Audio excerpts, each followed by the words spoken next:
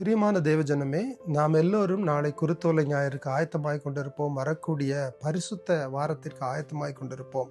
இந்த நாட்களிலே ஒரு கேள்வி, நாம் ஆயத்தமாகிறது எதற்காக? சடங்காச்சாரமாகவா, இல்லையானால் ஆவிக்குரிய மனுஷனிலே மாற்றத்திற்காகவா என்று.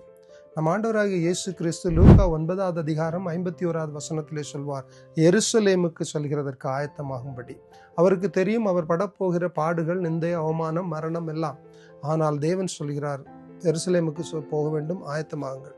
மாத்திரமல்ல, 56வது வசனத்திலே அவர் சொல்லுவார், ஜீவனை எடுக்க அல்ல கொடுக்கவே வந்தேன் என்று சொல்லி. Because he was prepared. He was ready to lay down.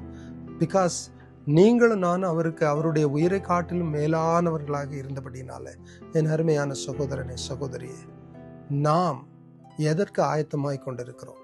யாரை ரிசீவ் பண்ணுகிறதற்கு ஆயத்தமாய் கொண்டிருக்கிறோம்? நான் என்னுடைய ஜெபம், என்னுடைய வேண்டுதல் இந்த நாட்களிலே, இந்த சீசனிலே, வரக்கூடிய இந்த பரிசுத்த வாரம், வரக்கூடிய இந்த நாட்களிலே நாம் கிறிஸ்துவை ஏற்றுக்கொண்டு நம்மளுடைய பாவமான, நம்மளுடைய கரைபடிந்த வாழ்க்கையிலிருந்து மீண்டு வெளியே வருகிறதற்கு தேவன் நமக்குள் கிரியை செய்கிற ஒரு வாரமாக இருக்கட்டும் என்று கர்த்தர் உங்களுக்கும் எனக்கும் அதற்கு பலன் தருவாராக, சாங்டிஃபை பண்ணுவாராக, பரிசுத்தப்படுத்துவாராக. இயேசுவின் நாமத்தில் வாழ்த்துக்கள்.